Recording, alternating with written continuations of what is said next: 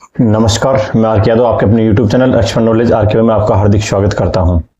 जैसा आपने थंबनेल पढ़ा, आप एकदम सही वीडियो पे, सही जगह पे, सही टाइमिंग पे आए हैं। बात कर रहा हूं थंबनेल के अनुसार, जिसके पास +2 में मतलब 10+2 में फिजिक्स, केमिस्ट्री, मैथ है, मतलब पीसीएम बोले, यदि जिसके पास मान लो पीसीएम है, उसके पास में क्या क्या ऑप्शन है, 10th और 12th के बाद में वो क्या क्या कर सकता है, किस किस फील्ड में जा सकता है, कितना फीस लगता है, कितना समय लगता है, कितनी कमाई होगी, क्या फ्यूचर होगा, सब कुछ बताऊंगा। बशर्ते वीडियो लास्ट तक देखिएगा।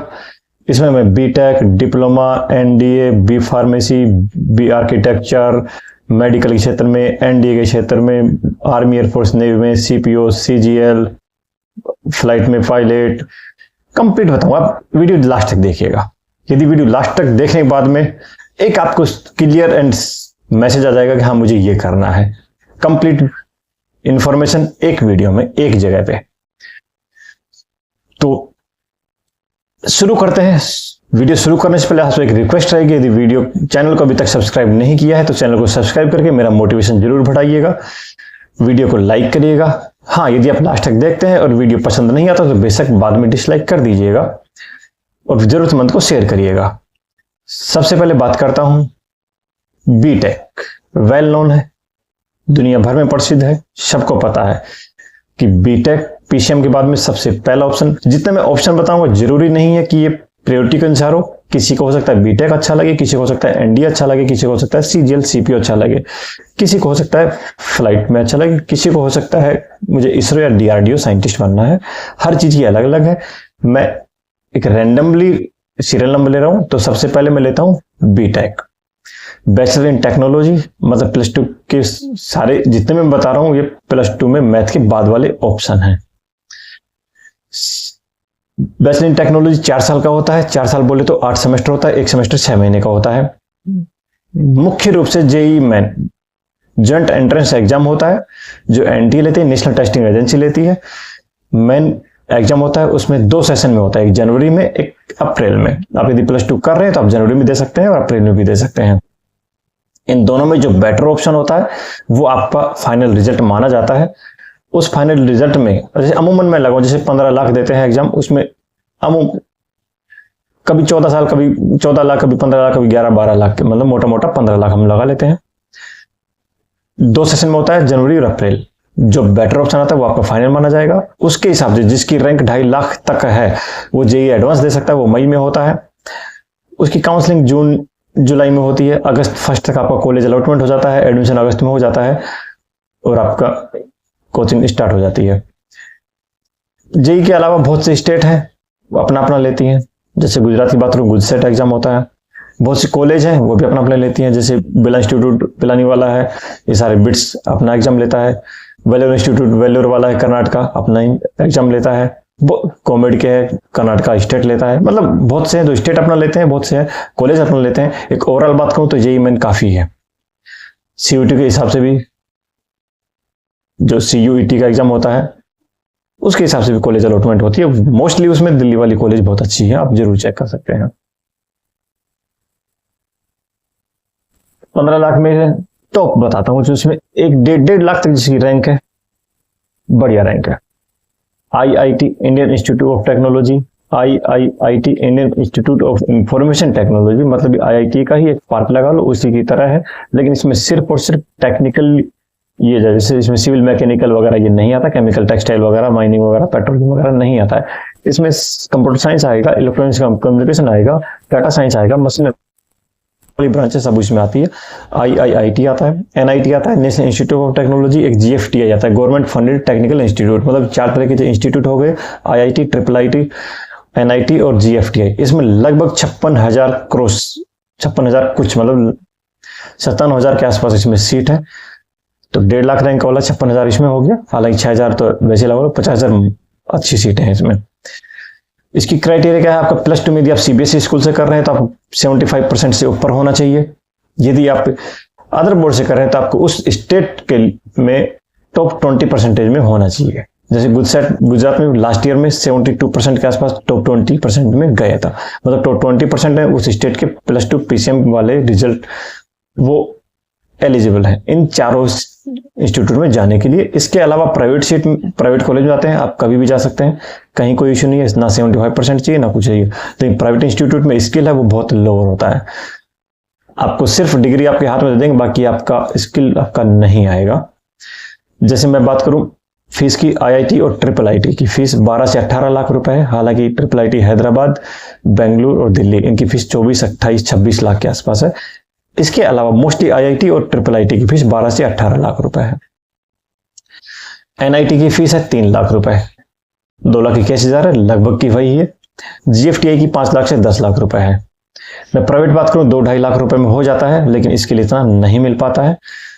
प्राइवेट से कई गुना ज्यादा IIT, IIIT, NIT, GFTI में आपका स्किल मिलता है। तो कोशिश करिएगा, 1-1.5 लाख रैंक हो तो आप बीटेक कर लीजिएगा, पीछे रैंक हो तो बहुत से ऑप्शन मैं आपको बताऊंगा। इसमें फ्यूचर क्या है, आप प्लेसमेंट ले सकते हैं बीटेक के बाद में, MTech कर सकते हैं, MBA कर सकते हैं, जूनियर इंजीनियर का एग्जाम दे सकते हैं, IES का एग्जाम दे सकते हैं। एक गेट एग्जाम होता है, graduate aptitude test in engineering, mostly जैसे नवरत्न जैसी जो टॉप कंपनियां हैं वो गेट के एग्जाम के थ्रू ही आपका एडमिशन मतलब आपको रिक्रूट करती है, आप वो भी कर सकते हैं। PhD करके प्रोफेसर भी बन सकते हैं। हाँ, अब मैं बात करता हूँ ब्रांचेस में कौन कौन सी है। बात करता हूँ कंप्यूटर साइंस इंजीनियरिंग है, इलेक्ट्रॉनिक्स एंड कम्युनिकेशन इंजीनियरिंग है, IT है, मशीन लर्निंग है, डाटा साइंस है, रोबोटिक है, इलेक्ट्रिक एंड इलेक्ट्रॉनिक्स इंजीनियरिंग है, इलेक्ट्रॉनिक्स है, इलेक्ट्रिकल है, केमिकल है, मैकेनिकल है, सिविल है, biomedical, automobile, mining, mechatronics, petroleum, textile, electric and telecommunication engineering, electrics and instrument engineering, dairy technology वगैरह बहुत सी लिस्ट भरी पड़ी है। लगभग 40-50 के आसपास ब्रांच होगी। हर एक कॉलेज में हर एक ब्रांच नहीं मिलती है,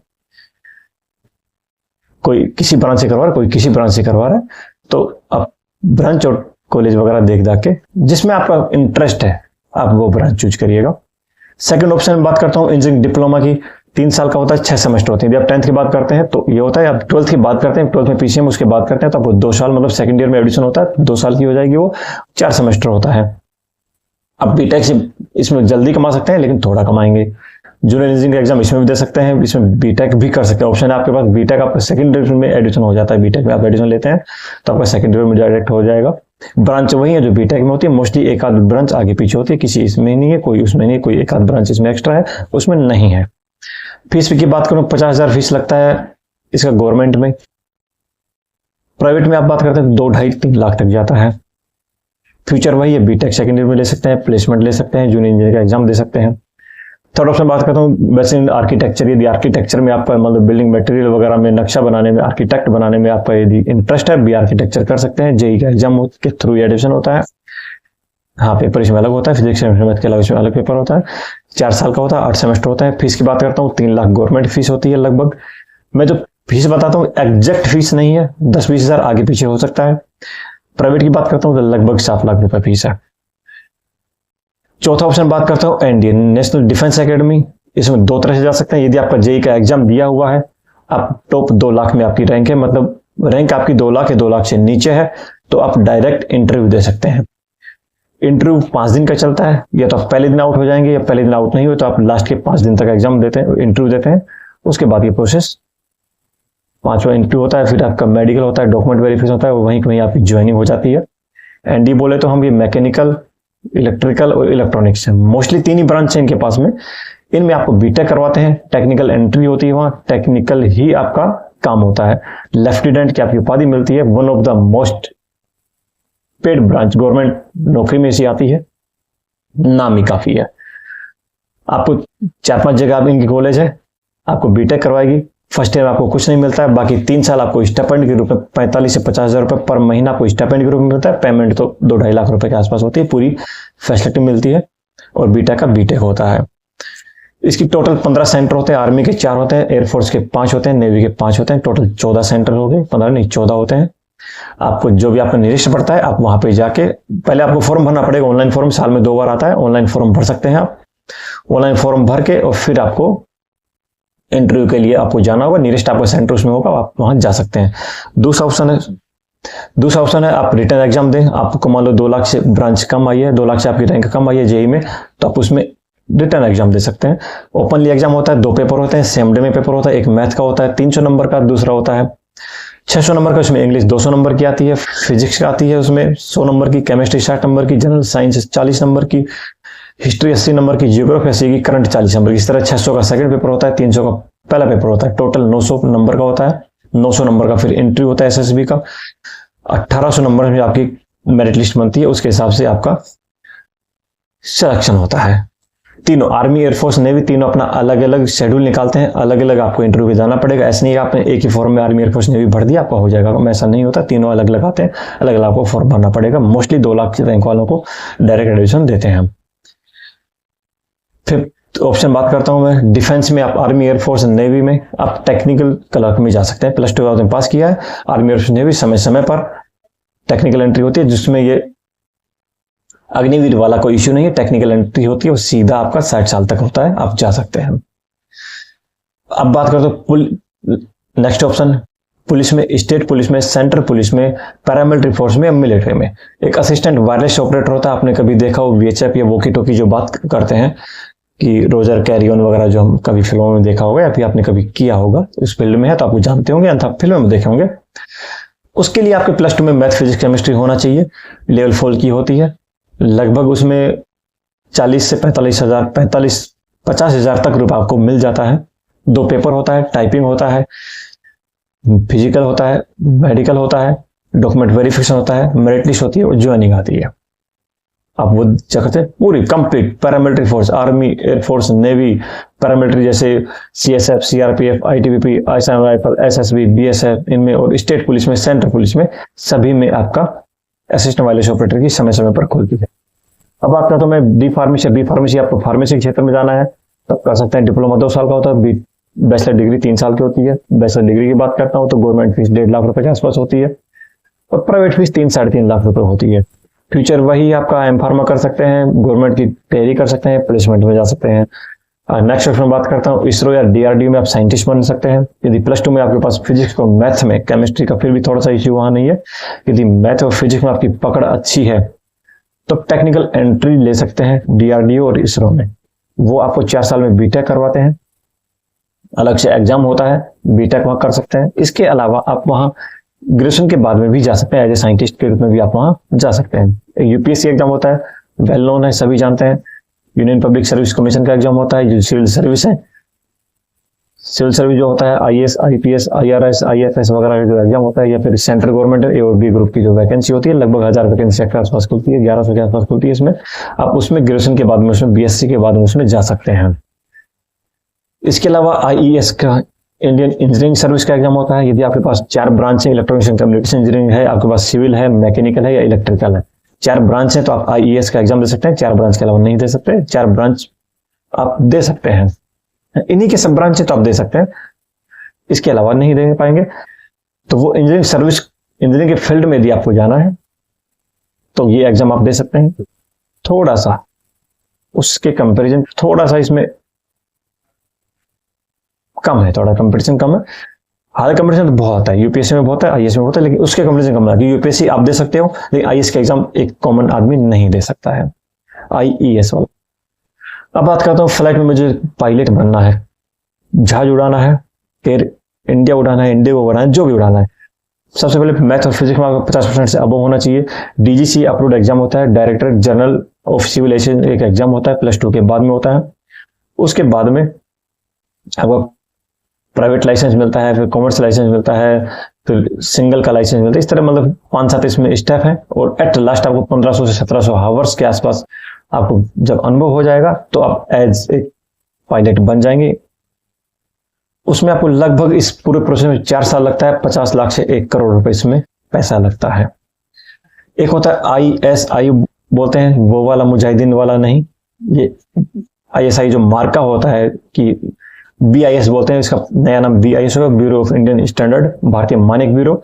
इसमें भी यदि आपके मैथ और फिजिक्स में आपको पीजी करना है, पोस्ट ग्रेजुएशन करना है या अंडर ग्रेजुएशन करना है, मतलब बीएससी या मैथ और स्टैटिस्टिक्स में होता है, बहुत अच्छी कॉलेज है, आप चेक कर सकते हैं। इसके अलावा टीचिंग के क्षेत्र में जाना है, +2 के बाद में STC कर सकते हैं, BSc के बाद में BEd कर सकते हैं, MSc के बाद में MPhil या PhD कर सकते हैं।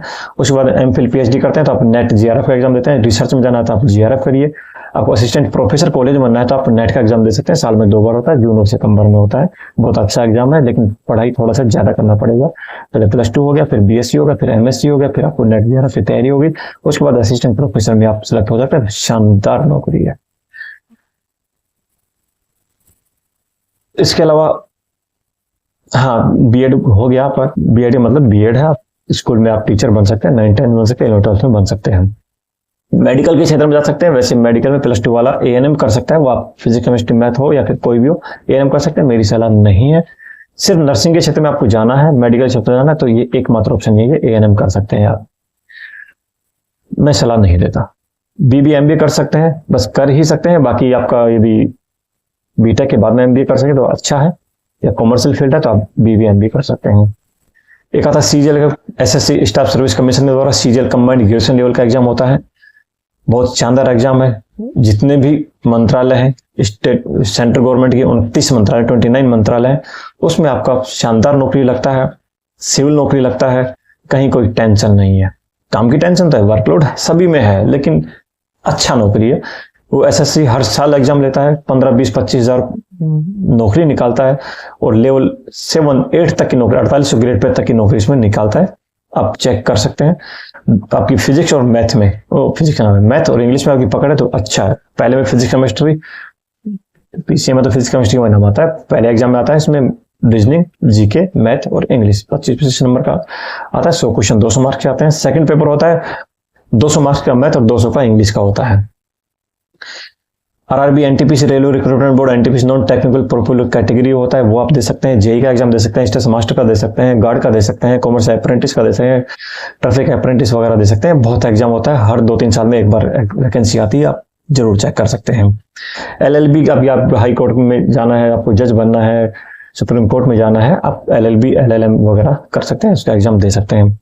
एक होता है SSC CPO का एग्जाम दे सकते हैं। SSC CPO होता है सेंट्रल पुलिस ऑर्गेनाइजेशन, जैसे ITBP हो गया, दिल्ली पुलिस हो गया, पैरामिलिट्री फौज जैसे ITBP, CSF, CRPF, BSF, Assam rifle, इनमें आपको सब इंस्पेक्टर 2 स्टार जो होता है, 2 स्टार होता है इधर, आपको उसमें जाना है, आपको कदम रखना है भारत की सेवा के लिए। तो आप बहुत नौकरियां, हाँ इसमें फिजिकल भी होता है, ये ध्यान दीजिएगा।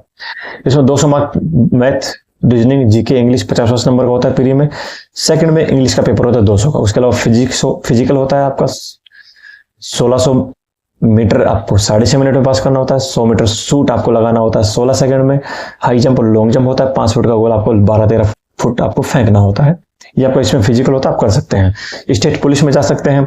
CHSL होता है कंबाइंड हायर सेकेंडरी लेवल, मतलब +2 के तुरंत बाद उसका एग्जाम होता है। 18 साल कम से कम उम्र होनी चाहिए। वही जो CGL में जो जितने भी डिपार्टमेंट होते हैं, उसी डिपार्टमेंट में एज ए क्लर्क जाते हैं। उसमें आपका CGL में होता है तो एज ए ऑफिसर रैंक जाता है, इसमें एज ए क्लर्क रैंक जाता है।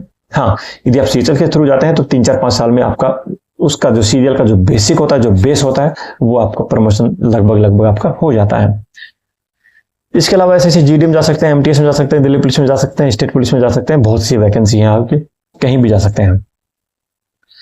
अब बात करता हूं, आपको कुछ नहीं समझ में आए कि मुझे कुछ नहीं समझ में आ रहा, मुझे क्या करना है, जितने भी ऑप्शन है जरूर चेक करिए, कमेंट बॉक्स में लिखिए, वीडियो लाइक करिए, सब चैनल को सब्सक्राइब करिए। फिर कुछ ना समझ में आए तो +2 के बाद में आप BSc करिए, CHSL SSC का तैयारी करिए, +2 के जितने भी एग्जाम है सारे एग्जाम दीजिए।